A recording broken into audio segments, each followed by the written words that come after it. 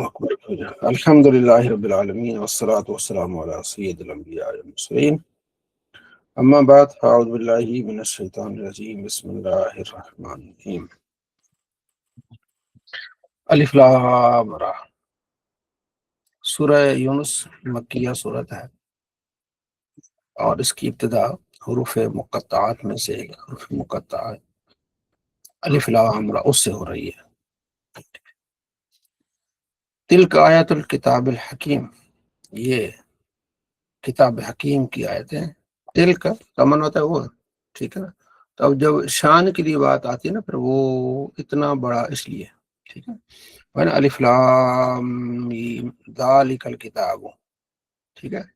تو ہم مانا کرتے ہیں یہ وہ عظیم کتاب ہے.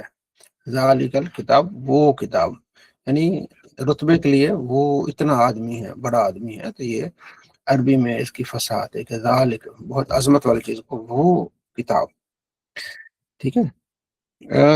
5 سال پہلے اس پر میں نے ویڈیو بنائی تھی. ایک شخص تھا عیسیٰ، پتہ نہیں کیا نام تھا، اس نے نعوذ باللہ نبوت کا دعویٰ کیا اور اس نے اس طرح کی آیات پہ اعتراض کیا کہ دیکھو جی، یہ اگر ہوتا نا حاضہ منا تو یہ ہوتا ہے، ذالک منا وہ ہوتا ہے، مذکر کے لیے ذالک آتا ہے اور مؤنث کے لیے تلک آتا ہے. تو یہ تو کتاب ہی نہیں، وہ اور کسی کتاب کی بات ہو رہی ہے. اس میں پھر میں نے اس کو علمی جواب دیا تھا کہ یہ عظمت کے لیے آتا ہے. تلک آیات الکتاب، ٹھیک ہے. ذالک اس لیے آیا کہ آگے کتاب مذکر ہے. تلک آیات، آیات مؤنث ہے لفظ، اس لیے تلک، ٹھیک ہے. اکان لنا سے عجبن، کیا لوگوں کو یہ بات تو عجب لگی ہے. ان اوحینا الی رجل منہم، کہ ہم نے وحی کی ہے ان میں سے ایک آدمی کی طرف، ان انذر الناس، کے لوگوں کو ڈرائیں، وبشر الذین آمنوا، اور خوشخبری دے ان لوگوں کو جو ایمان والے ہیں. ٹھیک ہے. تو کیا ان کو یہ مطلب بری بات لگی ہے؟ اور یہ بشارت دیں کہ ان کے لیے ان کے رب کے پاس نیک اعمال کا بہت اجر ہے. قدم صدق عند ربہم، ان کی اچھی باتوں کا اچھا عمل ہے. قال الکافرون، کافروں کا ان ھذا لساحر مبین، یہ تو کھلا جادو ہے. ٹھیک ہے نا. تو اس سے قرآن پاک نے جادو کہا. ان ربکم اللہ الذی خلق السماوات والارض، تمہارا رب وہ ہے جس نے زمین و آسمان کو پیدا کیا فی ستۃ ایام، 6 دنوں میں. ٹھیک ہے. تو اللہ تبارک و تعالیٰ کن فرماتا تو وہ ہو جاتی اسی وقت ہی، لیکن 6 دنوں میں یہ حکمت پر مبنی ہے کہ تاکہ لوگ بھی اسی طرح جو ہے وہ اپنے اعمال کو، اپنے کاموں کو ترتیب دیں. ٹھیک ہے. حکمت کے ساتھ آہستہ آہستہ چلیں. ثم استوى على العرش، پر اللہ نے عرش پر استوا فرمایا. عرش پر استوا فرمایا، یہ اللہ کی شان اور اس کی حقیقت اللہ جانتے ہیں. ہم نے اتنا صرف یقین رکھنا ہے کہ اللہ تبارک و تعالیٰ نے عرش پر استوا فرمایا. ٹھیک ہے جی.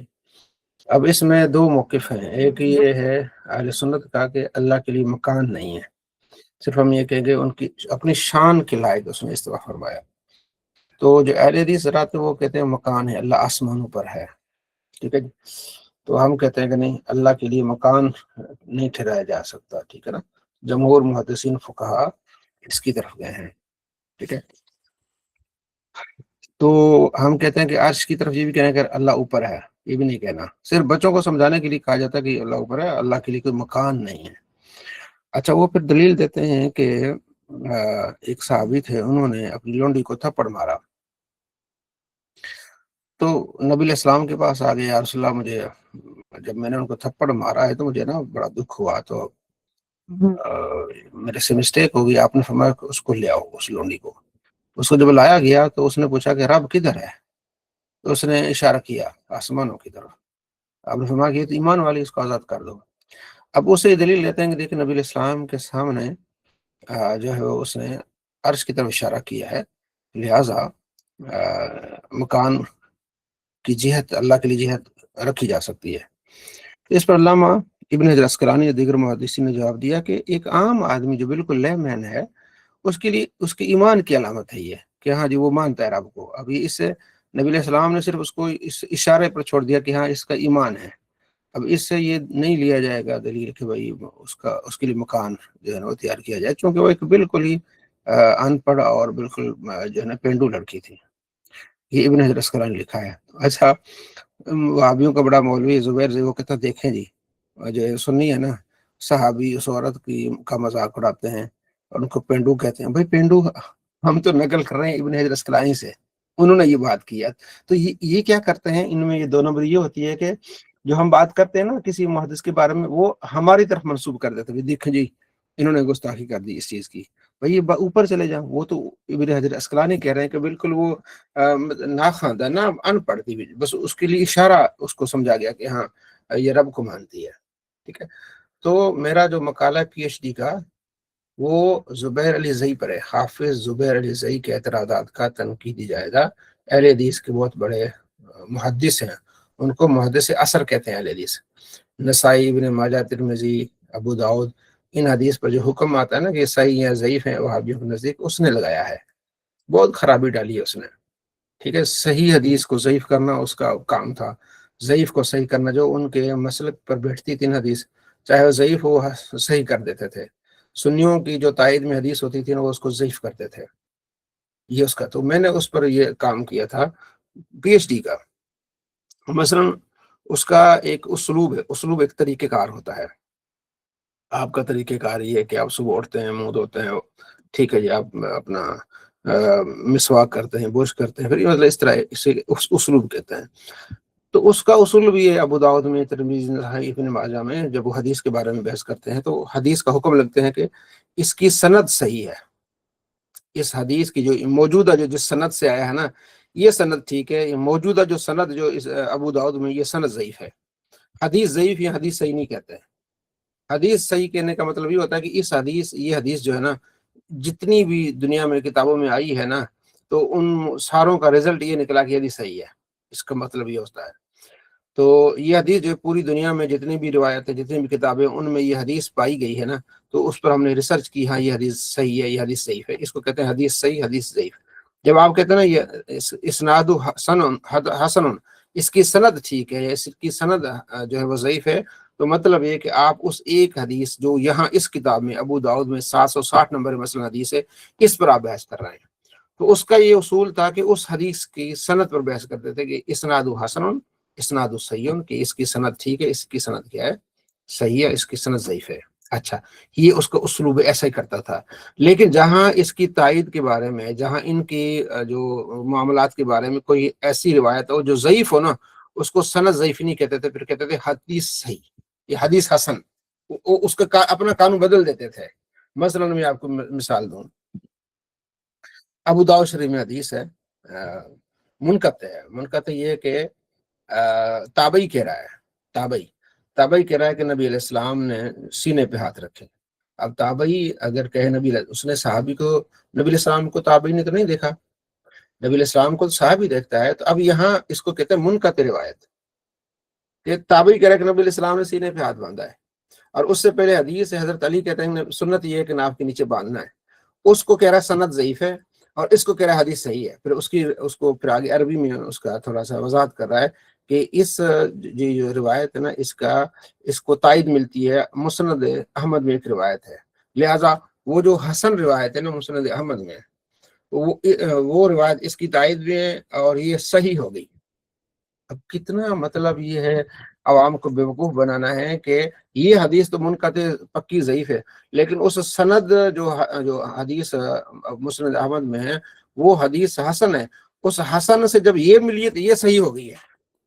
حالانکہ حسن حدیث جب کسی کو سپورٹ کری تو وہ حسن ہوگی نا، صحیح حدیث سپورٹ کرے گی تو صحیح ہوگی. تو حسن اس کو سپورٹ کر رہی ہے اور یہ صحیح ہو گئی ہے. یہ ان کی دو نمبری. دوسری دو نمبر کیا کہ جس کی یہ کہہ رہا ہے کہ یہ اس کے شاہد ہے یا اس کے سپورٹ میں حدیث آئی ہے، اس میں تو ہے ہی نہیں. اس میں تو راوی کہتا ہے کہ نبی علیہ السلام کو میں نے دیکھا کہ آپ نے سینے پہ ہاتھ رکھا ہے. نہ نماز کا ذکر ہے، نہ قیام کا ذکر ہے، نہ کوئی چیز کا ذکر ہی نہیں ہے. ہو سکتا ہے ایسے صحابی بیٹھے ہوئے محفل میں، انہوں نے دیکھا نبی علیہ السلام کو سینے پہ ہاتھ پہ انہوں نے ٹھوک دیا، اس میں نماز کا ذکر ہی نہیں ہے. تو اس کو آپ کیسے یہاں لا سکتے ہیں؟ ٹھیک ہے جی. اس پر میں نے اپنے تھیسس میں کافی اس کا رد کیا ہے. تو اس طرح یہ کیا کرتے تھے، دو نمبری. تو یہ جو حافظ زبیر الزئی جو تھا نا، ان کا جتنی بھی احادیث صحیح ہے ضعیف ہے، اس نے یہ کام کیا تھا. ٹھیک ہو گیا. کئی ایسے اس کی جو اس طرح ہے. اچھا، تو اس میں ان کا مولوی مبشر رحمانی، اس نے تقریباً کوئی 80 کے قریب روایتیں کہا تھا کہ اس نے جو ضعیف کو صحیح کر دیا ہے. یا صحیح کو ضعیف کر دی 80 کے قریب. اس نے کہا میں نے تھوڑی سی محنت کی ہے تو اس کی اتنی غلطیاں ہیں. تو وہ ان کا کیا ہے، محدث ہے، وہ ان کا اتنا بڑا بابا ہے کہ اگر وہ حدیث جو شریعت کا ایک بہت پلر ہے اس کو ضعیف کہتے تو ان کے نزدیک ضعیف ہے. ایک طرف تو کہتے ہیں جناب علی تقلید جو ہے نا، تقلید نے بیڑا گرک کیا ہے. بھائی تقلید نے بیڑا گرک، تم کیا کر رہے ہو؟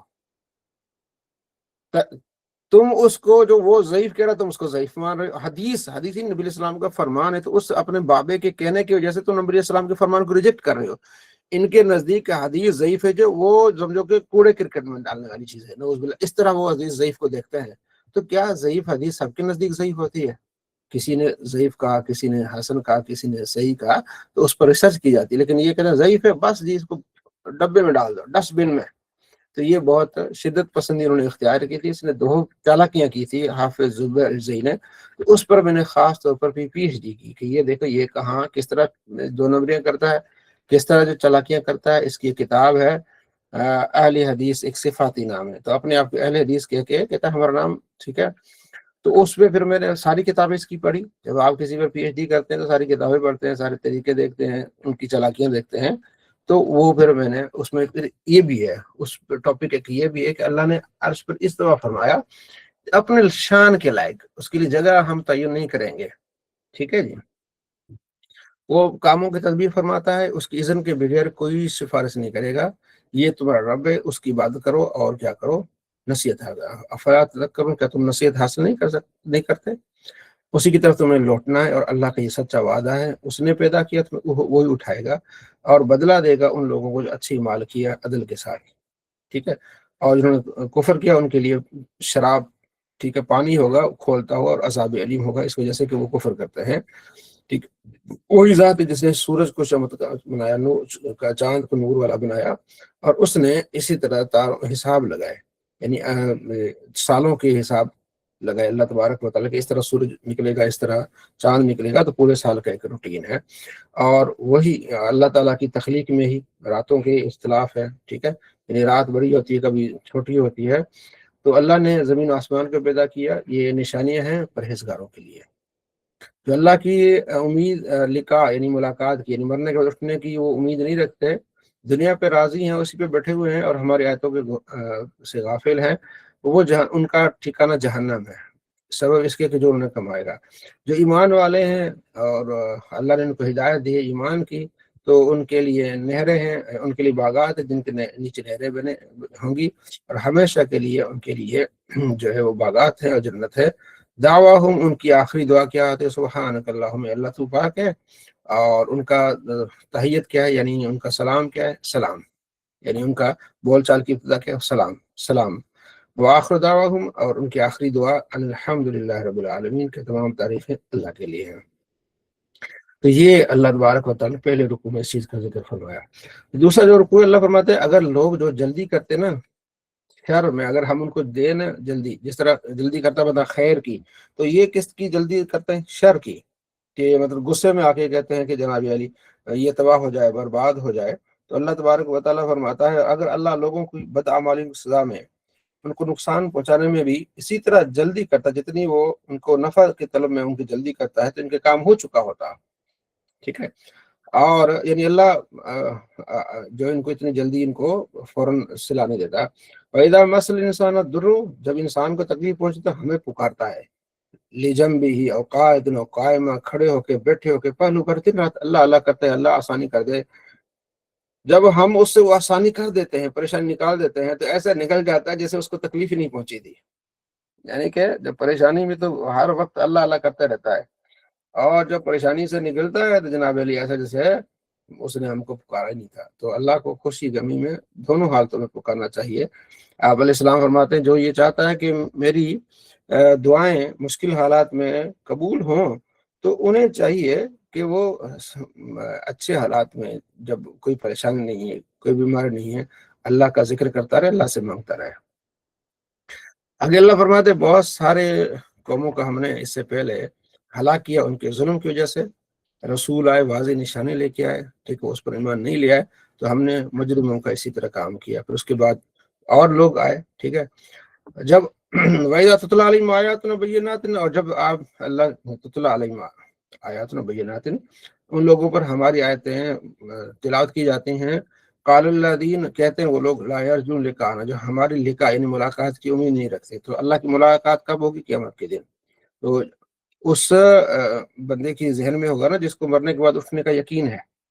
تو جو مرنے کے بعد اٹھنے کا یقین نہیں رکھتے، جو ہماری ملاقات کی جو ہے وہ امید نہیں رکھتے ہیں، وہ کہتے ہیں ایتے بقرآن غیر ھذا، اے نبی اس قرآن کے علاوہ کوئی اور قرآن لے آئے یا اس قرآن کو تبدیل کر دیں. کیسے ظالم. وہ کہتے ہیں اے نبی اس قرآن کو آپ نے کیا کر دینا ہے، تبدیل کرنے، یا اور قرآن پاک لے آئے. ہاں، تو آپ نے کیا کرنا ہے، مجھ پر تو وہی کی گئی ہے. میں تو ڈرتا ہوں کہ میں اللہ تعالیٰ کی نافرمانی کروں. یہ کیسے ہو سکتا ہے؟ ٹھیک ہے. قل لو شاء اللہ، اگر اللہ چاہتا تو میں تم پر یہ نہ پڑتا، ٹھیک ہے، نہ تمہیں کچھ بتاتا. فقد لبثت فیکم عمرا من قبل، میں نے اپنی زندگی کا ایک عرصہ تمہارے درمیان گزارا ہے. افلا تعقلون، کیا تمہیں عقل نہیں ہے؟ یہ وہ آیت ہے جس میں آپ علیہ السلام نے اپنی زندگی کو دلیل بنایا کہ میں نے عرصہ تمہارے ساتھ زندگی کا گزارا ہے. تو یہ دیکھ لو، کبھی میں نے جھوٹ بولا، کبھی میں نے جو ہے نا کوئی ایسی بات کی، یہ بھی. تو آپ علیہ السلام نے اپنی زندگی کا پورا عرصہ ان کے سامنے پیش کیا. اس سے بڑا ظالم کون ہے جو اللہ پر جھوٹ باندھے اور اللہ کی آیتوں کا انکار کرے؟ وہ لوگ فلاح و کامیابی نہیں پائیں گے. تو اسی طرح اللہ نے اس رکوع میں پھر اس کا ذکر فرمایا. آگے پھر اگلے رکوع میں بھی اسی طرح ہے کہ جب ان کو اللہ تبارک و تعالیٰ پریشانی کے بعد اللہ اپنی رحمتوں کا نزول فرماتا ہے، تو یہ پھر کیا کرتے ہیں، مکر فی آیات، ہماری آیتوں میں خفیہ مکر کرتے ہیں، سازشیں کرتے ہیں. اللہ سب سے زیادہ خفیہ تدبیر فرمانے والا ہے، اور ہمارے رسول یعنی فرشتے لکھ رہے ہیں جو یہ خفیہ سازشیں کر رہے ہیں. وہی رب کی ذات ہے جو تمہیں چلاتی ہے بر میں، بحر میں یعنی سمندروں میں، اور وہی ہے جو تم اس کے کشتیاں لے کے چلتے ہو، اور کشتیاں ہواؤں کو لے کے جاتی ہیں، اور جو مقامات پر صحیح پہنچتی ہو تو خوش ہوتے ہو، جب کشتیاں گھیر لیتی ہیں تو پھر رب کو یاد کرتے ہو. تو یہ اللہ تبارک و تعالیٰ کے اس قدرت کا ذکر ہے. اگلا جو رکوع، اس میں اللہ فرماتے کون ہے تمہیں آسمان سے رزق دیتا ہے، کون ہے تمہاری سماعت کا، بصارت کا مالک، کون ہے تمہیں زندہ کرتے ہیں، کون ہے تمہیں مردہ کرتا ہے، کون ہے تمہیں یخرج المیت من الحی، وہ جو مردہ سے زندہ کو کون نکالتا ہے، معاملات کی تدبیر کون فرماتا ہے. تو آپ ان سے پوچھیں، ویسے یقول، وہ کہیں گے اللہ. یہ سارا کچھ کون کرتا ہے؟ اللہ. تو فذالکم اللہ ربکم الحق، یہ تمہارا رب حق ہے. ٹھیک ہے، تو کدھر تم گمراہ ہوتے ہو؟ ٹھیک ہے. تو یہاں اللہ تبارک و تعالیٰ نے اپنی تخلیق کے تمام چیزوں کا یہاں ذکر فرمایا کہ قرآن میں جو کہتے ہیں نا کہ قرآن جو ہے آپ علیہ السلام نے اپنی طرف سے جو ہے بنایا ہے. قل فاتوا بسورۃ مثلی، آپ کے کوئی ایک صورت لے آؤ. وَادْعُوا مَنِ اسْتَطَعْتُم مِّن دُونِ اللَّهِ، جتنا ہو سکے اللہ کے علاوہ پکار لو، سب کو بلا لو. ان کنتم صادقین، اگر تم سچے ہو. اگر قرآن آپ علیہ السلام نے اپنی طرف سے لکھا ہے تو پھر لے آؤ اس کے مقابلے میں کوئی. ٹھیک ہے، نہیں لے آ سکیں گے جیسے سورہ بقرہ میں بھی ہے کہ فَأْتُوا بِسُورَةٍ مِّثْلِهِ. ٹھیک ہے، وہاں بھی فَإِن لَّمْ تَفْعَلُوا وَلَن تَفْعَلُوا، ہرگز نہیں کر سکیں گے، نہ وہ کر سکے. ٹھیک ہے، یہاں قرآن پاک سے اللہ تبارک و تعالیٰ نے ان کو کیا دیا ہے، چیلنج کیا کہ لے آؤ اگر تمہیں کوئی دعویٰ، کیونکہ وہ عربی تھے. وَإِن كَذَّبُوكَ، اگر آپ کو جھٹلاتے ہیں نا تو آپ کہیں میرا عمل میرے لیے، تمہارا عمل تمہارا لیے. میں تم سے بری ہوں جو تم عمل کرتے ہو، اور تم بری ہو جو میں عمل کرتا ہوں. کچھ ایسے جو آپ کو سنتے بھی ہیں تو آپ کہتے ہیں غور سے سنو. ٹھیک ہے، تو عقل نہیں رہتے، وہ سمجھتے نہیں کہ کیا آپ علیہ السلام باتیں کر رہے ہیں. ان میں سے جو آپ کے انذار میں ہے، افان تہد العمی، کیا آپ اندھوں کو ہدایت دے سکیں گے اگرچہ وہ دیکھنا نہیں چاہتے. ان اللہ لا یظلم الناس شیئا، اللہ لوگوں پر ظلم نہیں کرتا لیکن خود لوگ اپنے اوپر جمع کرتے ہیں. جب یہ جمع ہوں گے نا قیامت کے دن، ٹھیک ہے، تو کالم یلبث الا ساعۃ من النہار. ٹھیک ہے، انہیں ایسا لگے گا جیسے دن کی ایک گھڑی دنیا میں رہے 60-70 سال ایسے ہی. یتعارفون بینہم، ایک دوسرے کو آپ پہچانیں گے قیامت کے دن. تو خسارے والے وہ ہو گئے جنہوں نے ہماری آیتوں کا انکار کیا، ہدایت والے نہیں تھے. ٹھیک، یہاں پھر اللہ تبارک و تعالیٰ نے پھر یہ جوڑا ہے کہ مرنے کے بعد تم نے اٹھنا ہے، اور پھر تم نے اللہ کی بارگاہ میں آنا ہے، اور وہ جب وقت آئے گا تو کوئی ایک لمحہ بھی پیچھے نہیں ہوگا، نہ آگے ہوگا. ٹھیک ہے، قل ارأیتم ان اتاکم عذاب بیاتا ونہارا. ٹھیک ہے، تو بتاؤ اگر رات کے دن عذاب آئے، دن کے عذاب آئے، ٹھیک ہے، تو اللہ چاہے تو کبھی بھی عذاب آئے، تمہیں کس چیز کی جلدی ہے؟ ٹھیک ہے، تمہیں تو اللہ تبارک و تعالیٰ پر ایمان لانا چاہیے. یہاں پہ اللہ نے اگلے رکوع میں اللہ فرماتا ہے وَلَوْ أَنَّ لِكُلِّ نَفْسٍ پھر وہ جب وقت آئے گا نا، لکل نفس، ہر وہ جان، ظلمت، جس نے ظلم کیا ہے، ما فی الارض، جو کچھ بھی زمین میں، لفتت بھی، وہ فدیت دینا چاہے گی. جب وہ عذاب دیکھیں گے وہ کہیں گے جو کچھ بھی زمین ہے میں ہے، یعنی اتنا، جیسے ہم پیچھے ہم نے پڑھے ہیں تیسرے سپارے کی لاسٹ جو آیت میں، اس میں یہی ہے کہ اگر وہ دنیا بھر سونا جو اللہ کی راہ میں دیں گے تو اللہ تبارک و تعالیٰ ان سے یہ قبول نہیں فرمائے گا. تو وہی مضمون دوبارہ یہاں دہرایا جا رہا ہے کہ دنیا بھر میں جو کچھ وہ اگر دینا چاہے نا، اور وہ چھپائیں گے اپنی ندامت کو، جب عذاب کو دیکھیں گے، جب فیصلہ ہو چکا ہوگا، ٹھیک ہے، اور ان پر ظلم بھی نہیں کیا جائے گا، یہ سب کچھ دینا بھی چاہیں گے تو معاف نہیں ہوگا، کیونکہ ایمان والے نہیں. الا صلو ان للہ والارض انما فی السماوات والارض، جو کچھ بھی زمین آسمان میں اللہ کا ہے. اللہ کا وعدہ سچ ہے لیکن لوگ نہیں جانتے. وہی ہے زندہ کرتا ہے، مارتا ہے، اسی کی طرف لوٹنا ہے. اے لوگوں، قد جاءتکم موعظۃ من ربکم، تمہارے رب کی طرف سے نصیحت آئی ہے اور شفا ہے دلوں کے لیے، اور ہدایت رحمت مومنوں کے لیے. کون؟ قرآن. قل بفضل اللہ برحمتہ، آپ فرمائیں کہ تو اللہ کا فضل آ جائے، اس کی رحمت آ جائے، فبذلک فلیفرحوا، تو خوش ہو. ٹھیک ہے، تو کون ہے؟ نبی علیہ السلام کے آنے پر خوش ہو. وہ خیر مما یجمعون، یہ خوشی ہر اس چیز سے بہتر جو تم جمع کرتے ہو. تو اہل سنت اس آیت کو خوب پڑھتے ہیں جب میلاد کا ذکر ہوتا ہے. ظاہر ہے جب اللہ کا فضل رحمت پہنچے، اور آپ صلی اللہ تعالیٰ علیہ وآلہ وسلم کیا ہے؟ رحمت للعالمین ہے. تو اس لیے آپ علیہ السلام کے آنے کی خوشی، تو یہ اس آیت سے کیا ہے؟ ثابت ہے. آگے پھر اگلے رکو میں، الا ان اولیاء اللہ لا خوف علیہم ولا هم يحزنون، سن لو جو اللہ کے ولی ہے، دوست ہیں، انہیں کوئی خوف نہیں ہے، کوئی انہیں غم نہیں ہے. کون ہے اللہ کے ولی؟ الذین آمنوا، جو ایمان والے، وکانوا یتقون، جو پرہیزگاری اختیار کرتے ہیں، وہ اللہ کے ولی ہوتے ہیں. ٹھیک ہے، جو نماز نہ پڑھیں، پرہیزگاری اختیار نہ کریں، وہ اللہ کے ولی نہیں ہوتے. اللہ کے ولی وہی فرائض مکمل کر کے نوافل کی کثرت کرتے ہیں. اللہ فرماتے ہیں پھر ہم انہیں کیا کرتے ہیں؟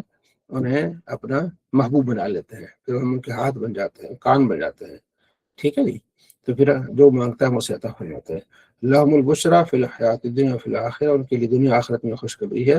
لا تبدیل لکلمات اللہ، اللہ کی باتیں نہیں بدلتی، اللہ کی جو باتیں ہیں وہ نہیں بدلتی. اللہ تبارک و تعالیٰ نے فرمایا کہ انہیں کوئی خوف نہیں، تو انہیں کوئی خوف نہیں، کوئی انہیں غم نہیں، کوئی پریشانی نہیں ہے. ٹھیک ہے جی، یہاں پہ اللہ کے ان ولیوں کا وہی ذات رب کی جس نے رات کے تمہارے لیے سکون والا بنایا، دن کو تمہیں دیکھنے والا یعنی کام کاج والا بنایا. اس میں بھی ان فی ذلک لآیات، اور اس میں بھی کیا ہے؟ نشانیاں ایسی قوم کے جو سنتی ہے. ٹھیک ہے، کس طرح اللہ نے رات کو بنایا تاکہ سکون سے رہو، دن کو بنایا تاکہ تم کام کرتے رہو. اگلا رکو پھر وہ حضرت نوح علیہ السلام کا ذکر آ گیا کہ آپ یاد کریں جب نوح علیہ السلام نے کہا کہ کیا میرا یہاں واز کرنا، ٹھہرنا تمہیں تکلیف دیتا ہے؟ تو میں تو اللہ پر یقین رکھتا ہوں، توکل کرتا ہوں، میرے خلاف جو کرنا ہے کر گزرو، پھر مجھے مہلت بھی نہیں دینا.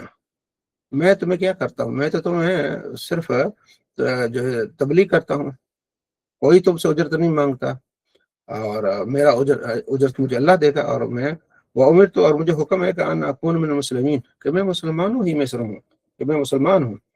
تو اللہ فرماتے ہیں فکذبوا، تو انہوں نے حضرت نوح علیہ السلام کو جھٹلایا، ہم نے ان کو نجات دی ان کے ساتھ جو کشتی میں، اور جو پیچھے رہ گئے ان کو ہم نے غرق کر دیا، اس لیے کہ ہماری آیتوں کا انکار کرتے تھے. آپ دیکھیں پھر انجام ان کا جو انکار کرنے والے ہیں. پھر اس کے بعد ہم نے اور رسول بھیجے، پھر موسیٰ علیہ السلام کا ذکر ہے، اور جو اللہ نے ان کو فرعون کی طرف بھیجا. ٹھیک ہے، تو انہوں نے کہا یہ جادوگر ہے. ٹھیک ہے، تو قال موسیٰ تقول الحق لما جاءکم اسر ھذا، یہ جو جادوگر ہوتے ہیں وہ تو کامیاب نہیں ہوتے ہیں. ٹھیک ہے، تو حضرت قالوا جئتنا لتلفتنا عما وجدنا علیہ آباءنا وتكلمنا ما نحن لكما بمؤمنین، ان کا جی آپ جو جادو کرتے وہ لے آئے، ہم بھی کریں گے مقابلہ. وہی پچھلا بات. وقال فرعون ائتونی بكل ساحر علیم، تو فرعون نے کہا بھی ہم بھی سارے جادوگر لے آتے، پھر یہاں مقابلہ ہوگا. وہ ہم نے پیچھے پڑا، پھر مقابلہ کیا ہوا. مقابلہ یہ ہوا کہ انہوں نے جادو پھینکے، تو موسیٰ علیہ السلام کو اللہ نے فرمایا تم اپنا عصا پھینکو. جب عصا پھینکا تو جتنے بھی انہوں نے جادو بنائے تھے بناوٹی، وہ عصا سب کو نکل گیا. ٹھیک ہے، اچھا یہاں ایک اور چیز کا ذکر ہے. وقال موسیٰ ربنا، موسیٰ علیہ السلام نے اپنے رب سے کہا انک آتیت فرعون، یا اللہ تو نے فرعون کو بہت کچھ دیا ہے، وملأہ، اور ان کے ساتھیوں کو، زینتن و اموال فی الحیات الدنیا، ہاں، مال و دولت دنیا کا سارا کچھ دیا ہے۔ اے رب تو نے اس لیے ان کو دیا کہ یہ تیرے بندوں کو راستے سے جو ہے وہ ہٹائیں، برباد کر ان کو مولا، ان کا مال برباد کر۔ یہ تو اللہ، یہ ایمان نہیں لاتے ہیں، ٹھیک ہے، یہ عذاب کو دیکھیں۔ تو حضرت موسیٰ علیہ السلام نے دعا کی، یا اللہ یہ پیسے کے دم پر جو ہے نا مسلمانوں کو گمراہ کر رہے ہیں، تو مولا ان کو کیوں پیسے دے رہا ہے سارا کچھ؟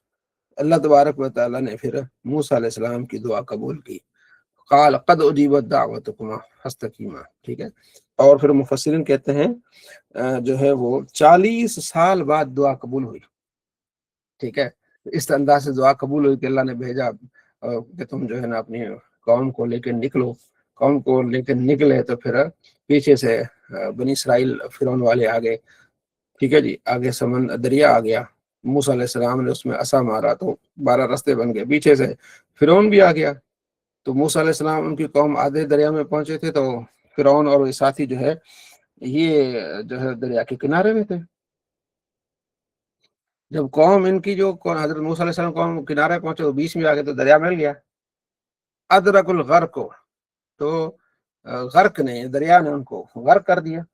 قال آمنت، تو اس نے کہا میں ایمان لایا ہوں اللہ پر، بنی اسرائیل کے خدا پر، وانا من المسلمین، اور مسلمان ہو گیا ہوں۔ جب وہ گوتے کھا رہا تھا تو کہنے لگا میں مسلمان ہو گیا ہوں۔ الان، اللہ فرماتے اب وقد عصیت قبل، اس سے پہلے تو نافرمانی کرتا رہا، وکنت من المفسدین، تو فسادی تھا، آج ہاں فالیوم ننجیک ببدنک، ہم تمہارے جسم کو سلامت رکھیں گے تاکہ بعد میں آنے والوں کے لیے نشانی بنے۔ بہت سارے لوگ ہماری آیتوں سے غافل ہیں، تو آج بھی فرعون کا جو مجسمہ موجود ہے یہ بعد میں آنے والوں کے لیے کیا ہے، ایک عبرت ہے۔ آگے پھر اللہ فرماتا ہے ہم نے بنی اسرائیل کو بڑے ٹھکانے دیے، رحمتیں دی، ٹھیک ہے نا، ان کو رزق دیا، پھر بھی شک میں پڑے رہے۔ اور فلا تکونن من الذین کذبوا، ایمان، اور تم ان لوگوں کی طرح نہیں ہونا جو ہماری آیتوں کو جھٹلایا اور وہ خسارہ پانے والے ہو گئے۔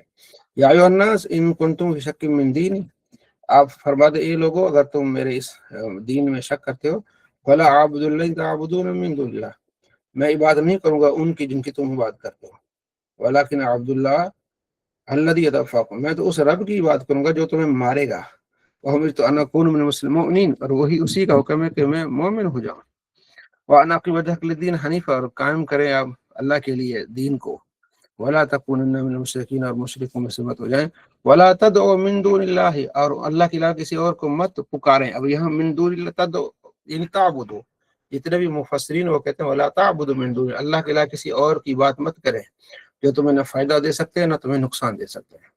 بلاتے تو ہم رہتے ہیں ایک دوسرے کو، ٹھیک ہے، تو یہ آیت مسلمانوں پر چشمہ کرتے ہیں کہ تم جو اللہ کے ولی کو یا رسول کو پکارتے ہو، یہ منع، یا تدعو منع تعبدو، جتنی دلائل پڑھ لیں، دیگر کتابیں پڑھ لیں، وہاں تعبدو، تدعو سے مرادی تعبدو ہے، ٹھیک ہے، باقی کسی کو پکارنے سے وہ عبادت نہیں ہوتی۔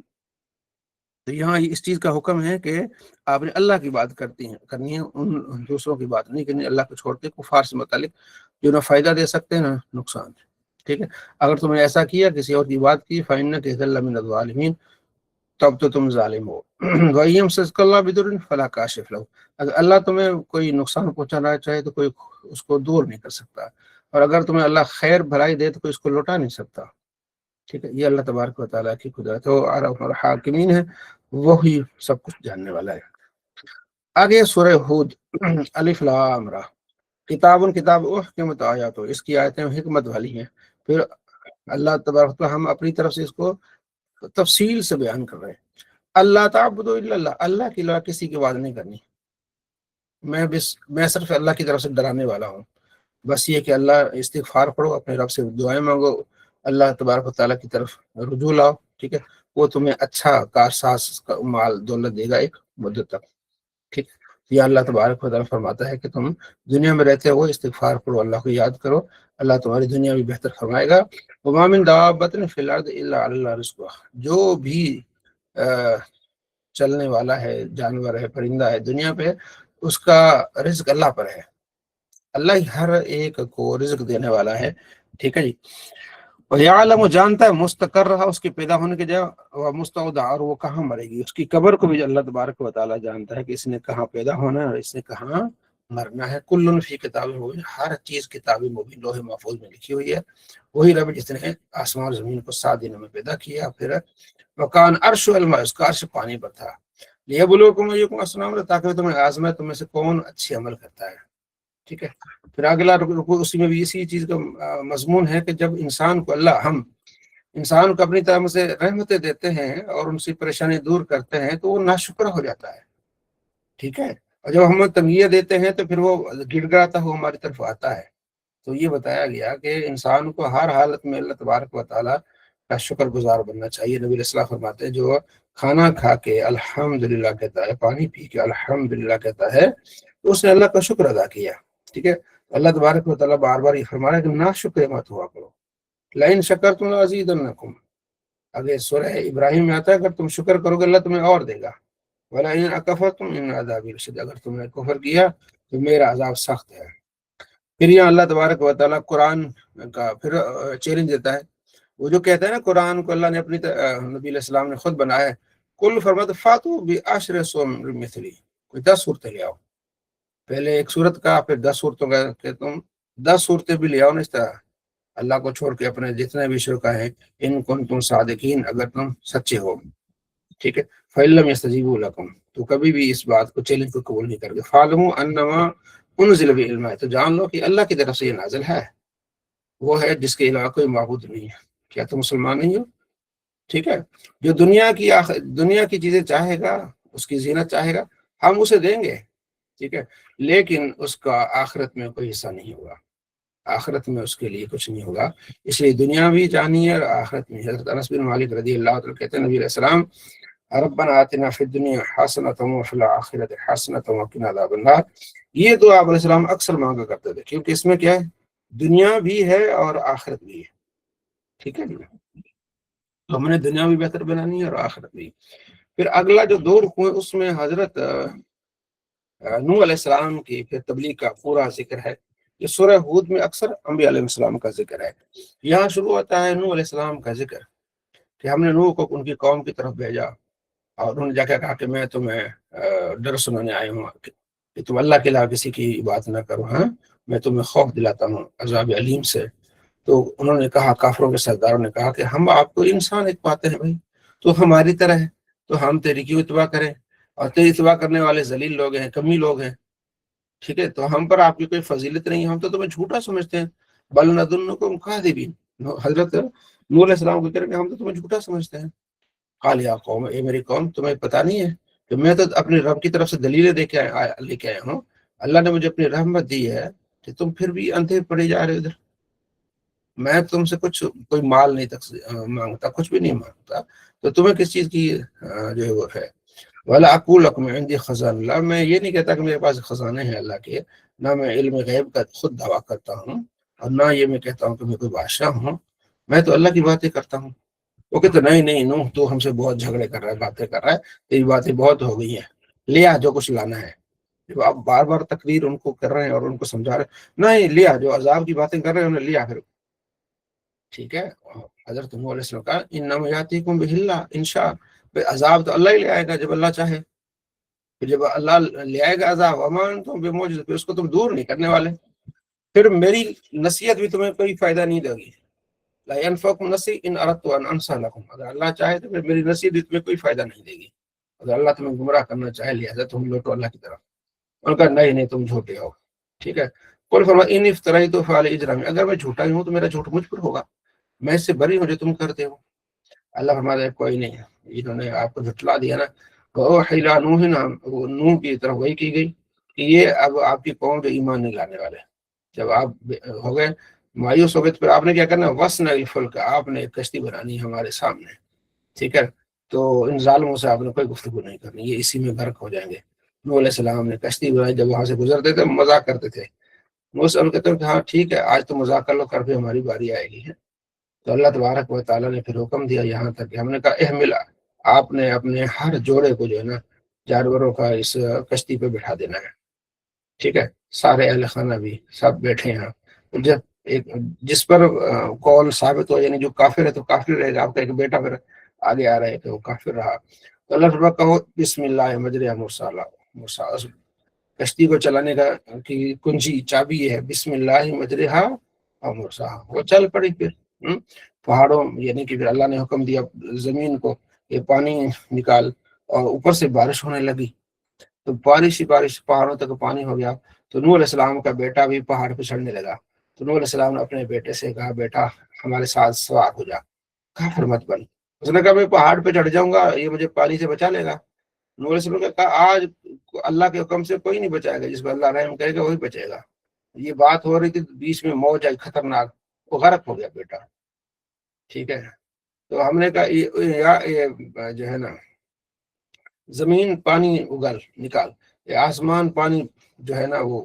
کر، تو پانی پانی ہو گیا، تو پھر جب یہ وقت ہو گیا تو اللہ نے فرمایا زمین کو کہ تو اب تم ٹھہر جا، آسمان بھی ٹھہر جائے، زمین نے پانی اپنا نیچے لے لیا اور آسمان بھی بارش وغیرہ ختم ہو گئی، تو یہ پھر جودی پہاڑ پہ جا کے کشتی رکی، تو نوح علیہ السلام نے کہا میرے رب میرا بیٹا جو ہے وہ ہلاک ہو گیا، تو نے تو کہا تھا کہ جو تو دعا کرے گا قبول کروں گا، تو ہم نے کہا یا نوح تمہیں نہیں پتا کوئی تمہارے اہل خانہ میں سے نہیں تھا، اس کے عمل بھی ٹھیک نہیں تھے، تو ایسے کے بارے میں آپ نے سوال نہیں کرنا، تو نوح علیہ السلام نے کہا کہ میں آپ کی یا باری تعالیٰ تیری پناہ میں آتا ہوں، بس تو میری بخش فرما، تو مجھ پر رحم فرما، تو یہاں پہ اس واقعے کا ذکر ہے۔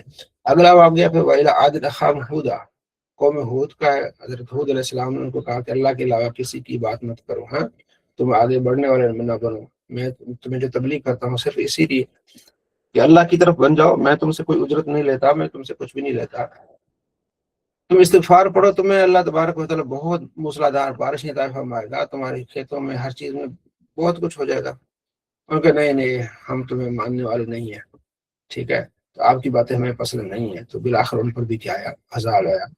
پھر آگے حضرت صالح علیہ السلام، انہوں نے بھی ان کو تبلیغ کیا، انہوں نے انکار کیا، پھر انہوں نے جو ہے وہ معجزہ مانگا، اونٹنی نکل آئی، اور پھر انہوں نے کہا جی اونٹنی سارے اونٹنی کا دودھ پیو، لیکن اونٹنی کو آپ نے نقصان نہیں کرنا، ظالموں نے ان کی پھر ٹانگیں کاٹ دی، فرمایا کہ 3 دن تم یہاں رہ سکتے ہو، اس کے بعد تمہارے لیے کیا ہے عذاب آئے گا۔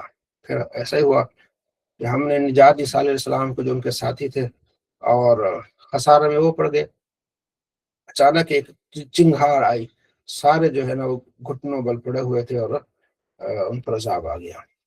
پھر حضرت ابراہیم علیہ السلام کا ذکر کہ ان کے پاس خوشخبری دینے کے لیے فرشتے آئے، تو انسانی شکل میں، وہ سمجھے کہ انسان ہے، تو فوراً وہ کھانا لے کے آئے، جب کھانا سامنے رکھا تو وہ کھانے کی طرف نہیں جو ہے وہ رغبت کی، تو آپ تھوڑا سا ڈرے، تو انہوں نے کہا جی آپ ڈری نہیں، ہم اللہ کے فرشتے ہیں، اور ہم پہلے تو آپ کو خوشخبری دینے آئے کہ اللہ نے آپ کو اسحاق دینا ہے، اسحاق کے بعد پھر آپ کا پوتا یعقوب ہوگا، اور دوسری بات یہ کہ ہم جو ہے نا قوم لوط کی طرف جا رہے ہیں جنہوں نے بد عمل کیے ہیں، ٹھیک ہے، لڑکا اور لڑکا، یعنی کہ میں جو مرد کے ساتھ بدفعلی کرتا ہے، تو لہٰذا ہم نے ان کو مزہ چکھانا ہے۔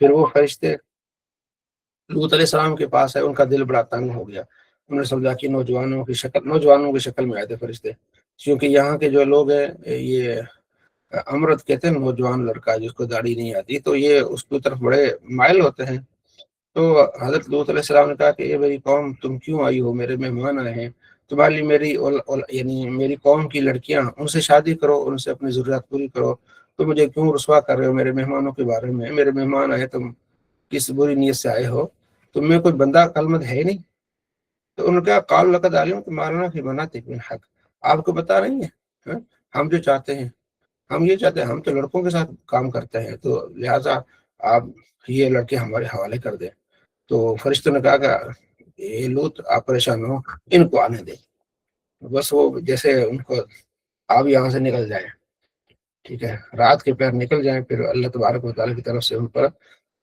پتھروں کی بارش ہوئی، اور ان پہ نام لکھے ہوئے تھے کہ یہ ظالم ہیں، ان پر پتھروں کی بارش، کیونکہ یہ بد فعلی لڑکوں کے ساتھ کرتا ہے، یہ بد فعلی لڑکوں کے ساتھ اتنا خطرناک گھنونا فعل ہے کہ ان پر عذاب آ گیا، اور پوری 5 بستیاں جبریل اٹھا کے اوپر لے کے ان کو الٹا گھما دیا نیچے، سارے مر گئے، اور پھر پتھروں کی بارش بھی ہوئی، اللہ مان اللہ فی۔ آگے حضرت شعیب علیہ السلام کا ذکر، ان کی قوم بڑی خوشحال قوم تھی. آپ نے کہا کہ بھائی ناپ تول میں کیوں کمی کرتے ہو؟ ان کا بھی آپ کو کیا تکلیف ہے، ہمارا مال ہم کریں گے. تو حضرت شعیب علیہ السلام نے کہا کہ جو تجارت کرتے ہو اس میں سے جو بچتا ہے وہ کافی تمہارے لیے، ٹھیک ہے، میں نگہباں تو نہیں ہے میں تمہارا، لیکن یہ ناپ تول میں کمی کیوں؟ ان کا قالوا یا شعیب، اے شعیب، آپ کی نماز یہ حکم دیتی ہے کہ ہم اپنے باپ دادا کا دین اور ان کو مال جو چھوڑ دیں، جو ہم اپنے مالوں میں جو چاہیں بڑھاوا چھوڑ دیں؟ تم کیسے آدمی ہو؟ اگر تمہارا یہ قبیلہ نہ ہوتا، خاندان نہ ہوتا، تو ہم تمہیں ایسا ویسا کر دیتے. کیونکہ تم ایک خاندان کی وجہ سے میں تو تمہیں رب کی تبلیغ کرتا ہوں. تم استغفار کرو، ناپ تول میں کمی مت کرو. ان کا جی ہمیں تمہاری باتیں سمجھ نہیں آتی. قالوا یا شعیب، اے شعیب، ما نفقہ کثیرا مما تقول، جو یہ باتیں آپ کرتے ہمیں سمجھ نہیں آتی، ہم آپ کو بڑا کمزور سمجھتے ہیں. اگر آپ کا ایک خاندان نہ ہوتا تو ہم آپ کو رجم کرتے، پتھر مار مار کے مار دیتے. کیونکہ میرے خاندان کا تم لحاظ کرتے ہو، اللہ کا لحاظ نہیں کرتے ہیں. اس کو تو اللہ کی باتوں کو تم نے پیٹ پیچھے کر دیا ہے. اے میری قوم، تم اپنا کام کرو، میں اپنا کام کرتا ہوں. تو پھر وہ ان پر بھی عذاب آیا. الامان والحفیظ ولما جاء امرنا نجینا، جب ہمارا حکم آیا تو ہم نے نجات دی شعیب کو اور ان کے ساتھیوں کو اپنے رحمت سے. اور وہ اخذت الذین ظلموا الصیحۃ، ظالموں کو ایک چنگھاڑ نے پکڑ لیا اور وہ اپنے گھروں میں گھٹنوں بل مرے ہوئے پڑے ہوئے تھے، گویا کہ وہ تھے ہی نہیں. پھر آگے موسیٰ علیہ السلام کا ذکر کہ ہم نے موسیٰ کو بھیجا اپنی نشانی کے ساتھ، واضح دلائل کے ساتھ فرعون کی طرف. فاتبعوا فامر فرعون، وہ فرعون کے کام کی پیروی کرتے تھے ان کی قوم والے. امر فرعون بے رشید، اور فرعون کے کام کو اچھا نہیں تھا. یہی ہے جو اپنی قوم کو قیامت کے دن آگے جہنم میں ڈالے گا، ٹھیک ہے، تو ان پر لعنتیں ہوں گی. یہاں پھر اللہ فرماتے ذالک من انباء القریٰ، یہ ان بستیوں کی خبریں ہیں جو ہم آپ پر پڑھتے ہیں، ٹھیک ہے. تو ہم نے ان پر کوئی ظلم نہیں کیا، خود اپنے ان پر ظلم کیا. تو آگے پھر اللہ فرماتا ہے وَأَمَّا الَّذِينَ سُعِدُوا، کچھ وہ لوگ ہیں جو شقوا ففی النار، بدبخت جہنم میں جائیں گے، چیخیں گے، چلائیں گے، ہمیشہ اس میں رہیں گے. کچھ نیک بخت جنت میں جائیں گے ہمیشہ، اللہ تبارک و تعالیٰ کی انہیں نعمتیں ہوئی، ٹھیک ہے جی. وَلَقَدْ آتَيْنَا مُوسَىٰ الْكِتَابَ، موسیٰ کو ہم نے کتاب دی، اس میں لوگوں نے اختلاف کیا. وَلَوْلَا كَلِمَةٌ سَبَقَتْ مِن رَّبِّكَ، اگر آپ کے رب کا کلام نہ ہوتا، یعنی یہ جو لوح محفوظ میں ان کا پوری تقدیر نہ لکھی ہوتی تو ان کا کام ہو چکا ہوتا، ایک ہی منٹ میں کون ہو جاتی، سارے تباہ و برباد ہو جاتے. لیکن ہر ایک کے لیے ہم نے ایک وقت مقرر کیا ہے، جب یہ وقت آئے گا تب ان کو پھر اٹھایا جائے گا. وَانتَظِرُوا، تم انتظار کرو، ہم بھی انتظار کرتے ہیں. تو یہاں اللہ تبارک و تعالیٰ نے سورہ ہود میں اس چیز کا کیا کیا ذکر فرمایا، ٹھیک ہے جی. تو سورہ ہود جو ہے اس میں قوم کے عروج اور زوال کا ذکر ہے. سورہ ہود میں آپ نے دیکھا، سورہ ہود میں حضرت نوح علیہ السلام کا قوم کا، پھر حضرت شعیب علیہ السلام، حضرت صالح علیہ السلام، حضرت ہود علیہ السلام، حضرت ابراہیم علیہ السلام، حضرت لوط علیہ السلام، حضرت موسیٰ علیہ السلام، کتنے نبیوں کا ذکر ہے. آگے جو سورت ہے وہ پوری کی پوری حضرت یوسف علیہ السلام کی سیرت سے متعلق ہے. یہ آپ نے واقعہ سنا ہوگا، اس کو خلاصہ میں جو ہے وہ عرض کر دیتا ہوں. بسم اللہ الرحمن الرحیم. سورہ یوسف مکیہ، 12 اس کے رکوع ہیں. الف لام را، حروف مقطعات میں سے. تلک آیت الکتاب المبین، یہ واضح کتاب کی نشانی ہے. ہم نازل کرتے قرآن کو عربی زبان میں نازل کیا ہم نے تاکہ یہ سمجھے. نحن نقص علیک احسن القصص، ہم اچھے قصے بیان کرتے ہیں اس جو آپ کی طرف ہم نے قرآن کیا ہے، ٹھیک ہے. وَإِن كُنتُم مِّن قبل، اگر چاہے آپ سننے والے اس سے پہلے اس چیز کو نہیں جانتے تھے. اذ قال یوسف لأبی، یوسف علیہ السلام نے اپنے والد سے کہا کہ میں نے دیکھا ہے 11 میں نے ستارے دیکھے، سورج اور چاند کو دیکھا ہے، وہ مجھے سجدہ کر رہے ہیں. تو حضرت یعقوب علیہ السلام نے کہا کہ بیٹا یہ خواب آپ نے بتانا نہیں ہے، نہیں آپ کے خلاف کوئی یہ چال چلیں گے. شیطان، ان الشیطان للانسان عدو، شیطان جو ہے نا انسان کا دشمن ہے. اچھا، اسی طرح اللہ فرماتا ہے آپ کے رب نے آپ کو چن لیا اور آپ کو اچھی تعلیم دی. اچھا، لقد کان فی یوسف اخوۃ آیات للسائلین، ٹھیک ہے. یوسف علیہ السلام اور ان کے بھائیوں کے اس واقعے میں سوال کرنے والوں کے لیے ایک نشانیاں ہیں. جب یوسف علیہ السلام کے بھائیوں نے کہا آپس میں کہ بھائی یوسف ہمارے والد صاحب کو محبوب ہے، حالانکہ ہم تو مضبوط ایک 10 بھائی ہیں، ٹھیک ہے نا، مضبوط ہے، تو ہمارے ابا جی یہ ان کی محبت میں فریفتہ ہیں، ہم یوسف کو قتل نہ کر دیں یا ان کو دور کہیں چھوڑ کے آئیں تاکہ ابو کی ساری توجہ ہماری طرف ہو۔ تو ان میں سے ایک نے کہا بھی اس کو نا کنویں میں ڈال دیتے ہیں، کیوں ہم نے مارنا ہے، وہاں سے کنویں میں ڈالیں گے، کوئی تاجر آئیں گے یہاں سے اٹھا کے لے جائیں گے۔ ان کا یہ ٹھیک ہے۔ تو قالوا یا ابانا ما لا تأمن علی یوسف، وہ گئے پھر والد صاحب کے پاس کہ آپ ہم پر اعتماد کیوں نہیں کرتے یوسف کے بارے میں، ہم اس کے خیر خواہ ہیں، آپ انہیں بھیجے ہمارے ساتھ جنگلوں میں جا کے وہ کھائیں چریں، اور بیر وغیرہ کھاتے ہوتے ہیں نا، ظاہر ہے بکرے چرانے والے، پھر کھیلیں کودیں۔ تو حضرت یعقوب علیہ السلام نے کہا کہ مجھے ڈر ہے کہ کہیں بھیڑیا نے نقصان پہنچا، ان کو کھا نہ لے، اور تمہیں پتا نہ ہو۔ انہوں نے کہا لو جی، بھیڑیا کھا لے گا ہمیں پتا نہ ہوگا، ہم تو پورا جتھا ہے بھائی ہے اتنے، ٹھیک ہے نا۔ تو بالآخر حضرت یوسف علیہ السلام کو لے کے وہاں سے نکلے، اور پھر ان کو پھر کنویں میں ڈال کے تو آ گئے، اور شام کو آئے، روتے پیٹتے، ٹھیک ہے جناب علی ہمارے ساتھ یہ ہوا، ہم کھیل رہے تھے، میں آگے نکل گیا اور یوسف علیہ السلام کو بھیڑیا کھا گیا، اور یہ اس کی قمیص ہے، وجہ والا قمیص بدمن قدم، جھوٹ موٹ کا خون لگا کے آ گئے، بلکہ اپنے دل میں جو چاہ بنا لیا۔ تو حضرت یعقوب علیہ السلام کرا بل سولت لکم انفسکم امرا، بھائی یہ تمہارا اپنا کوئی دل کی بات ہے، ایسی تو بات نہیں ہے، فصبر جمیل، بس مجھے صبر کرنا ہے، یہی ہے، اللہ سے مدد مانگتا ہوں۔ پھر وہاں ایک قافلہ آیا، وہاں پھر انہوں نے وہاں سے پانی نکالنا چاہا، یوسف علیہ السلام اس ڈور سے باہر آ گئے۔ پھر اسی دوران پھر بھائی آ گئے، ان کا جی یہ ہمارا غلام ہے، اس کو بیچنا چاہتے ہیں تو لے جائیں۔ تو وہ پھر لے کے آ گئے، مصر میں آ کے بیچا، عزیز مصر نے لیا، پھر اس نے وہ گھر میں رکھا۔ جب وہ جوان ہو گئے، جوانی کے پہنچے، تو جس گھر میں تھے اس عورت نے پھر آپ کو اپنی طرف لبھانے کی کوشش کی اور اپنے قریب لانے کی کوشش کی۔ تو اللہ تعالیٰ کی نشانی نہ دیکھتے تو وہ قریب ہوتے، لیکن اللہ نے ان کو بچا لیا۔ پھر یوسف نکلے، ٹھیک ہے جی، وہ پیچھے سے آنے لگی، تو جب دروازے پر پہنچے تو وہاں عزیز مصر بھی وہاں پہنچتا۔ تو عورت نے کہا کہ اس کی کیا سزا ہوگی جو تمہاری بیوی کے ساتھ برا ارادہ کرے، ٹھیک ہے۔ تو وہاں ایک گواہ نے گواہی دی کہ اگر قمیص جو ہے نا وہ آگے سے پھٹی ہوئی ہے تو وہ عورت صحیح ہے اور یوسف علیہ السلام جھوٹے ہیں، اگر قمیص پیچھے سے پھٹی ہے، یعنی یوسف علیہ السلام خود بھاگی اور انہوں نے کچھ پیچھے سے پکڑنے کی کوشش کی ہے، تو وہ عورت جو ہے وہ جھوٹی اور یوسف علیہ السلام سچا ہے۔ جب دیکھا گیا کہ قمیص پیچھے سے پھٹی ہوئی ہے تو عزیز مصر نے کہا کہ عورتوں کا جو ہے نا یہ دھوکہ بڑا خطرناک ہے، یوسف آپ ذرا درگزر کریں، ٹھیک ہے۔ یہ اس واقعہ کہ حضرت یوسف علیہ السلام کو جو ہے نا وہ ان کے عزیز مصر کی جو بیگم وہ اپنی طرف لبھانا چاہتی تھی۔ پھر آگے وقال نسبتاً فی مدینت، شہر کی عورتوں نے کہا کہ یہ کیا ہو گیا عزیز مصر کی بیوی کو، کہ نوجوان پر، اپنے غلام پر جو گھر میں رہتا ہے اس پر فرفتہ ہو گئی ہے۔ اس نے کہا ان کو کیا پتا کہ اس کی حسن کیا ہے، کیونکہ وہ باہر نکالتی نہیں تھی۔ تو ان کی دعوت دے کے ان کے ہاتھوں میں چھریاں دے دی اور کہا کہ نکلو یہاں سے اور سیب کاٹو۔ جب وہ نکلے یوسف علیہ السلام، انہوں نے جب چھریاں چلائی تو وقطعن ایدیہن، انہوں نے اپنے ہاتھ کاٹ دیے، وقلنا ما حاش للہ ما ھذا بشرا، ان کا یہ تو انسان ہی نہیں ہے، تو فرشتہ ہے، ٹھیک ہے جی۔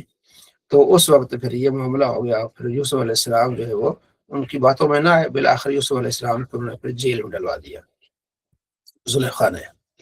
جیل میں گئے تو وہاں پھر دو قیدی آپ کے پاس آ گئے، انہوں نے کہا جی ہم نے خواب دیکھا ہے تو آپ خواب کی تعمیر کریں۔ ایک نے کہا کہ میں جو ہے نا وہ شراب نچوڑ رہا ہوں بادشاہ کے لیے، دوسرے نے کہا کہ میرے سر پر روٹیوں کا ٹوکرا ہے تو وہاں سے پرندے آتے ہیں اور کھا جاتے ہیں، تو ہمیں اس کی تعبیر بتائیں۔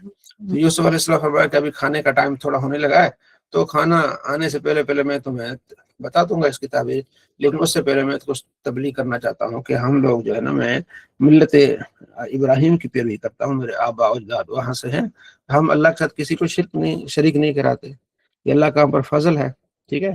تو اے ساتھیوں، قیدیوں، تو اللہ کے علاوہ کسی اور کو نہیں ماننا چاہیے، دیگر خداؤں کا نہیں، ہاں۔ تو اللہ کے علاوہ جتنے بھی لوگ ہیں یہ بت برائے ہوئے صرف نام ہے، صرف حقیقت کچھ بھی نہیں ہے، برائے نام ہے، ٹھیک ہے۔ اب آؤ میں آپ کو بتاتا ہوں، جو اپنے آقا کو شراب پلا رہا تھا، ٹھیک ہے، اور دوسرا جو جس کے سر پہ ٹوکریوں تھا روٹی کا، وہ جس سے فرشتے یعنی کہ اسے پرندے کھا رہے تھے، تو اس کا تو کام ہو جائے گا ٹھیک ہے جی، اور دوسرا جو شراب پلا رہا تھا وہ نجات پا جائے گا۔ تو ایسا ہی ہوا، تو کچھ دنوں کے بعد اس آدمی کو پھانسی دی گئی، جس نے دیکھا تھا کہ میرے سر پہ روٹیوں کا ٹوکرا ہے اور وہاں سے پرندے کھا رہے ہیں۔ اور جس سے نجات پانی تھی، جو شراب پلا رہا تھا، اس کو کہا کہ بھائی جب بادشاہ کے پاس جانا تو میرا ذکر کرنا۔ ایک قیدی جو ہے جو ہے بے گناہ قید میں ہے، فانسا ہو شیطان ذکر ربی، تو شیطان نے اس کو اس کے مالک کے سامنے یوسف علیہ السلام کا ذکر بھلا دیا۔ پھر کافی سال رہے یوسف علیہ السلام جو ہے وہ جیل میں۔ بادشاہ نے پھر خواب دیکھا کہ 7 موٹی گائیں اور کھا رہی ہیں 7 پتلی گاؤں کو، 7 ہرے خوشے ہیں اور 7 سوکھے خوشے ہیں۔ تو اس نے کہا بھائی درباری جو بادشاہ تھے، وہ درباری اپنے لوگ رکھتے تھے ہر طرح کے، مذہبی بھی اور سیاسی بھی۔ تو جو مذہبی لوگ تھے ان کو کہا بھائی اس خواب کی تعبیر بتاؤ۔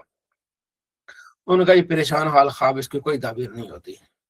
تو وہاں اس وقت اس بندے کو یاد آیا، اس نے کہا اگر مجھے اجازت دے تو میں بتاتا ہوں کہ ایک شخص ہے جو خواب کی تعبیر کرتا ہے۔ ان کا جی کرو، بتاؤ۔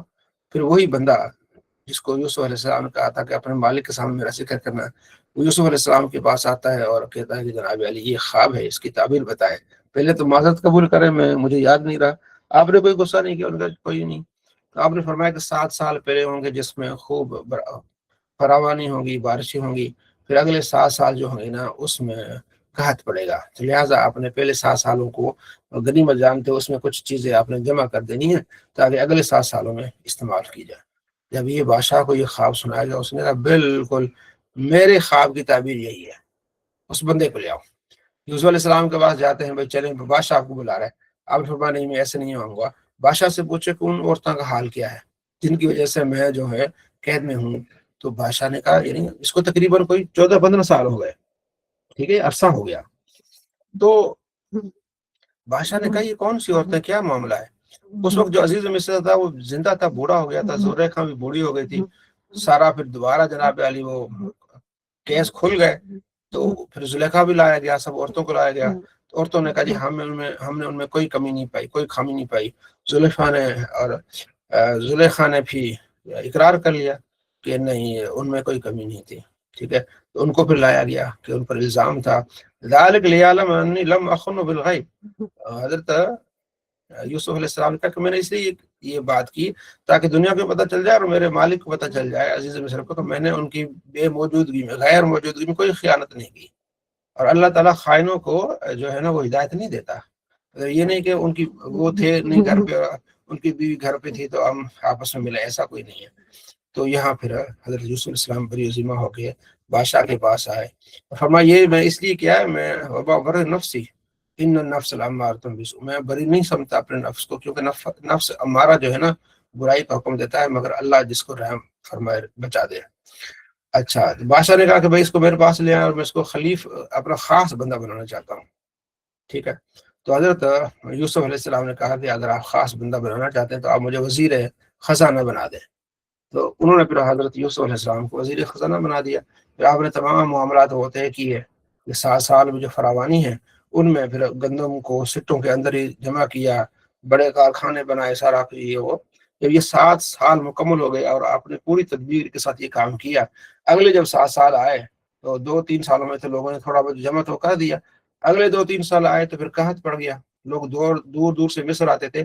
تو کنعان میں آپ کے والد سے آپ کے بھائی تھے وہ بھی آ گئے، انہیں پتہ چلا کہ مصر میں بادشاہ صاحب جو ہے نا وہ گندم دے رہے ہیں۔ بھائی جب آئے تو فدخلوا علیہ فعرفہم، تو حضرت یوسف علیہ السلام کو پہچان لیا، وہ ہم لوگ منکرون، وہ ان کو نہیں پہچان رہے تھے کیونکہ اب عرصہ ہو گیا تھا۔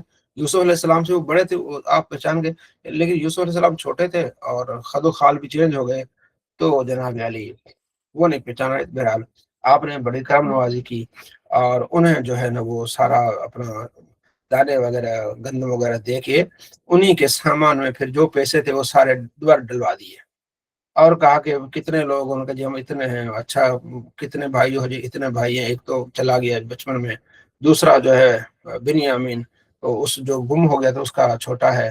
تو فرمایا کہ اگلے مرتبہ آؤ گے نا اس بھائی کو لے آؤ گے تو پھر تمہیں یہ گندم ملے گا، اگر بھائی کو نہیں لے آؤ گے تو کچھ نہیں ملے گا، ٹھیک ہے۔ جب گئے، جب انہوں نے والد صاحب کو حضرت یعقوب علیہ السلام کو ساری باتیں بتائی اور اپنی جب خرجیاں کھولی تو دیکھا تو اس میں جناب علی پیسے بھی ہوئے واپس سے۔ انہوں نے کہا دیکھا جی کتنا ہمارے ساتھ بادشاہ نے اچھا رویہ رکھا ہے، لہٰذا آپ نے اپنے ہمارے بھائی کو ساتھ بھیجے۔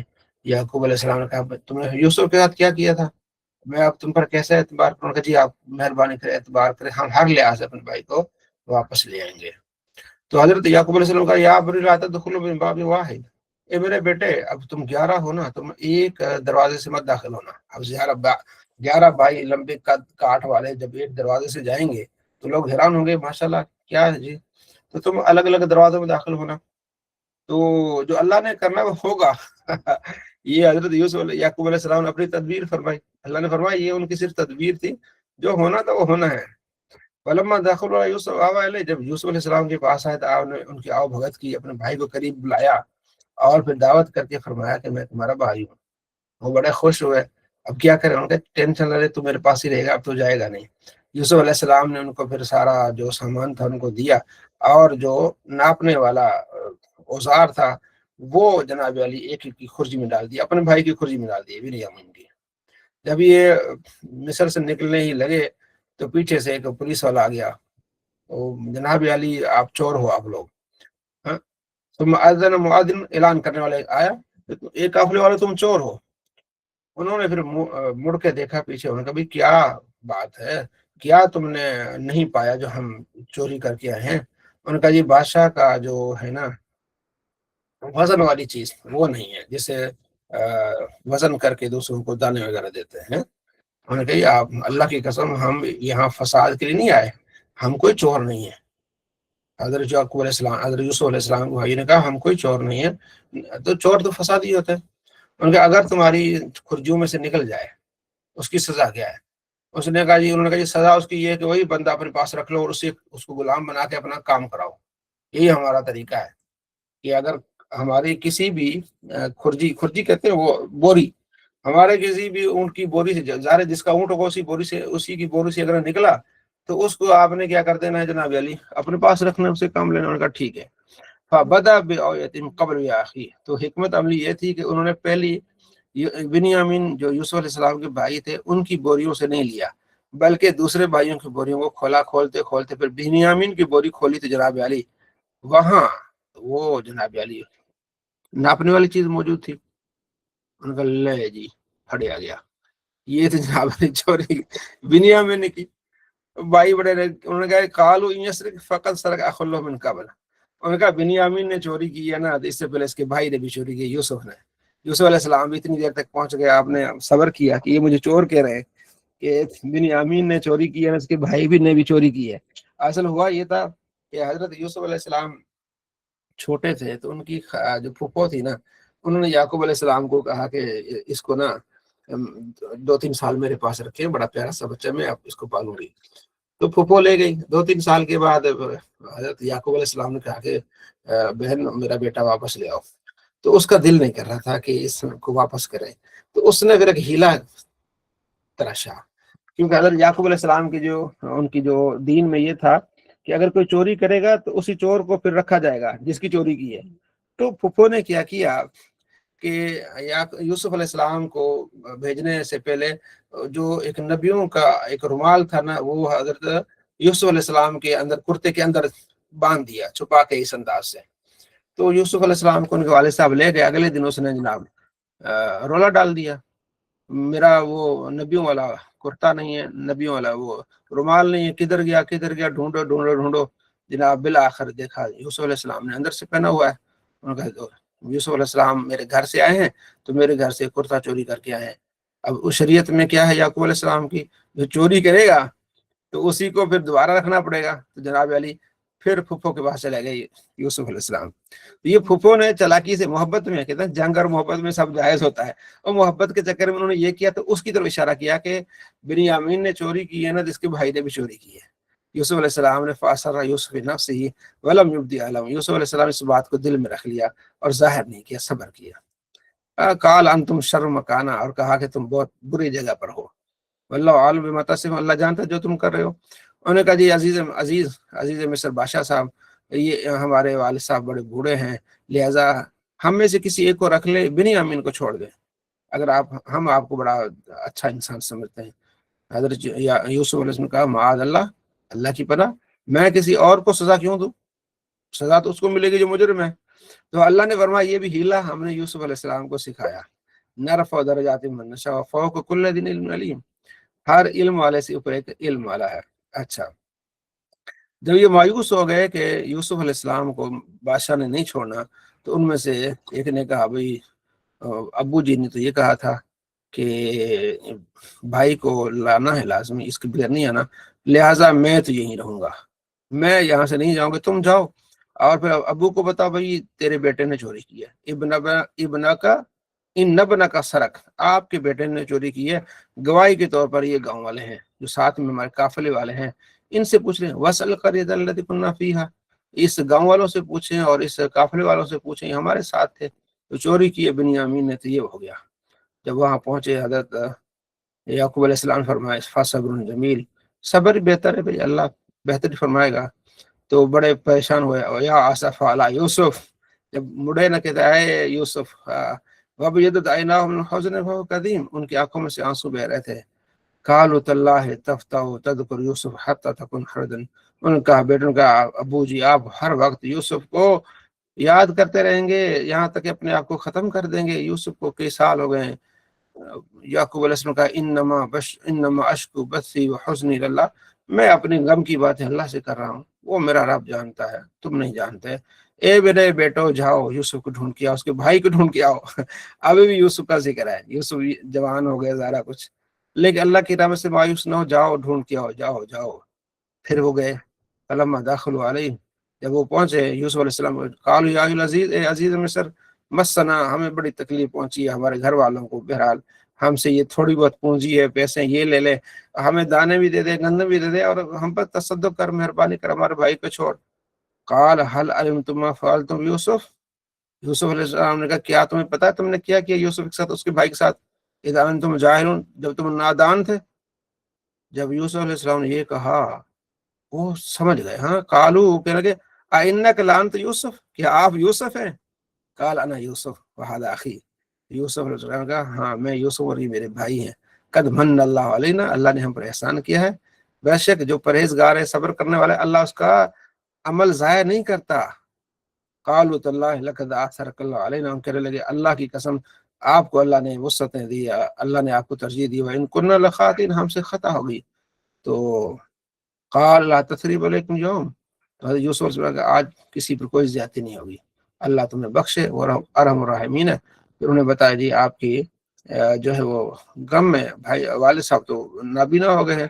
تو حضرت یوسف علیہ السلام کا اذهبوا بقمیصی ھذا، یہ میری قمیص لے جاؤ اور میرے والد کے چہرے پر مال لو، انشاءاللہ بینائی لوٹ آئے گی۔ وہ نبیوں کا دیکھیں برکت، تو بینائی لوٹ آئے گی۔ فاتو واتونی باہلکم اجمعین، پھر سب کو میرے پاس لے آؤ، والد صاحب کو، سب کو، بھائیوں کو، سب کو لے آؤ۔ جب وہ قافلہ نکلا مصر سے، تو حضرت اپنا حضرت یعقوب علیہ السلام کہہ رہے ہیں انی لاجد ریح یوسف، مجھے یوسف کی خوشبو آ رہی ہے۔ اگر تو مجھے سٹیا ہوا نہ کہو نا کہ اب ابو جی کو کیا ہو گیا، بیکی بیکی باتیں کر رہے ہیں، اگر ایسی بات نہ کرو نا تو مجھے یوسف کی خوشبو آ رہی ہے۔ قالوا تاللہ انک لفی ضلالک القدیم، انہوں نے کہا ابو جی آپ کیا، کیسی، آپ تو پرانی محبت میں فرفتہ ہیں، ایسی کوئی بات نہیں، یوسف کو سال ہو گئے کئی۔ فلما انجال بشیر، جب خوشخبری دینے والا آیا اور اس نے یعقوب علیہ السلام کے چہرے پر اس قمیص کو پھیرا، فرتد بصیرت، آپ کی بینائی واپس آ گئی۔ قال لم اقل لکم، یعقوب علیہ السلام کا کیا میں نے تمہیں نہیں کہا تھا کہ میں جانتا ہوں اللہ کے دیے ہوئے سے جو تم نہیں جانتے۔ انہوں نے کہا ابو جی بس ہم سے خطا ہو گیا، آپ ہمیں معاف کر دیں، ہمارے لیے دعا کریں۔ تو یعقوب علیہ السلام نے کہا ٹھیک ہے میں آپ کے لیے قریب دعا کرتا ہوں۔ پھر دعا کی اللہ ان کو بخش دے۔ پھر حضرت یعقوب علیہ السلام اپنے پورے خاندان کا مصر آ گئے۔ پھر حضرت یوسف علیہ السلام نے پھر ان کا استقبال کیا اور تخت پر بٹھایا، سارے بھائیوں نے آپ کو بھی سجدہ کیا۔ تو اس وقت حضرت یوسف علیہ السلام نے کہا وقال یا ابتی ھذا تأویل رؤیایا من قبل ھذا، ابو جی یہ ہے وہ خواب جس کی تعبیر اب آ گئی ہے۔ ٹھیک ہے جی، پھر تعبیر وہاں آ گئی۔ تو حضرت یوسف علیہ السلام نے الگ سے پھر ان کے لیے شہر سے باہر پوری ایک بستی بسائی، پھر اس بستی میں رہنے لگے۔ جب یوسف علیہ السلام کا آخری وقت آیا تو اللہ سے دعا کی رب آتیتنی من الملک، توفنی مسلم والحقنی بالصالحین، یا اللہ مجھے اسلام کی حالت میں موت دینا اور نیکوں کے ساتھ جو ہے نا کرنا۔ اللہ فرماتے ذالک من انباء الغیب نوحی الیک، یہ غیب کی باتیں محبوب ہم آپ کو بتاتے ہیں، آپ اس وقت تو ان کے پاس نہیں تھے جب یہ سارے وہاں، ٹھیک ہے۔ وما اکثر الناس، اکثر لوگ، ولو حرصت بمؤمنین، تو اگر آپ حرص بھی کریں تو مومن نہیں ہوں گے. وما تسأل علیہ من اجر، آپ سے ان کے بارے میں نہیں پوچھا جائے گا. تو ان ہو الا ذکر للعالمین، یہ ہے نصیحت عالمین کے لیے. تو یہ باتیں غیب کی باتیں ہیں. تو حضرت یوسف علیہ السلام پھر اپنے بھائیوں کو وہاں الگ سے ایک بسا دیا نا شہر. تو پھر چلتا رہا یوسف علیہ السلام اور یہ پھر ہو گئے بنی اسرائیل. یعقوب علیہ السلام یا بنی اسرائیل، بنی کہتے ہیں بیٹوں کو، اسرائیل، اسرائیل یعقوب علیہ السلام کا لقب ہے. تو یہاں سے آپ جو ہے نا وہ ان کا قبیلہ پھلتا پھولتا گیا.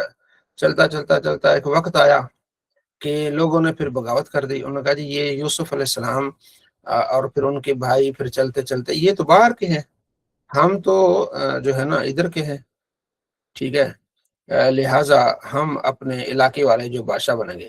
یہی سے پھر کرتے کرتے فرعونی ہو گئے، قبطی ہو گئے، وہ بادشاہ بننے لگے. پھر بنی اسرائیل کو محکوم بنانے لگے. پھر وہیں سے پھر حضرت موسیٰ علیہ السلام نکلے، پھر ہارون علیہ السلام نکلے. تو یہ ابتدا وہاں سے ہو رہی. حضرت یوسف علیہ السلام جو یہ مصر میں شہر بسا کے گئے تھے نا، تو ابتدا یہاں سے ہے. تو الگ سے شہر بسایا بھائیوں کے لیے. پھر بنی اسرائیل وہاں چلتے چلتے پھر یعنی کہ پھر کمزوری ہوتی گئی. اور پھر دوبارہ جو ہے نا جو بادشاہ تھا مصر کا، فرعون لقب ہے، جیسے ہمارے ہاں صدر ہوتا ہے نا، فرعون کا وہاں لقب ہوتا ہے، نام الگ الگ ہیں ان کے.